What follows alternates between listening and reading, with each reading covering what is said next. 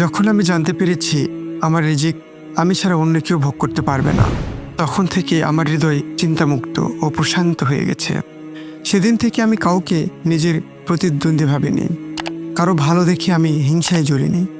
জীবনে যা যা পাইনি তার কোনোটাই আমার রিজিকে ছিল না, এই বিশ্বাস করেছি, এবং সেজন্য কোনো দিন আর আফসোস হয়নি। একটা শান্তির দীর্ঘশ্বাস ছেড়ে সব কিছু আল্লাহর হাতে ছেড়ে দিয়েছি, কারণ আমার জন্য যা ছিল সেটাই হয়েছে, আর যা হারিয়েছি সেটাও আমার ভালোর জন্য হয়েছে। আলহামদুলিল্লাহ। নিজের রিজিক নিয়ে দুশ্চিন্তার কিচ্ছু নাই।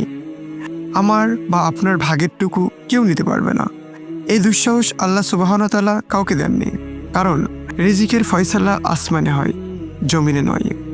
শুধু খাদ্যদ্রব্য রিজিক নয়, টাকা পয়সা, জীবনের সফলতা, নেক জীবনসঙ্গী, নেক সন্তান, উত্তম আখলাক, নেককার বন্ধুও রিজিকের অন্তর্ভুক্ত, এবং টাকা পয়সা রিজিকের নিম্নতম স্তর।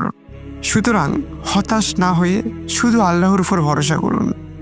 আপনার আমার জন্য আল্লাহই যথেষ্ট।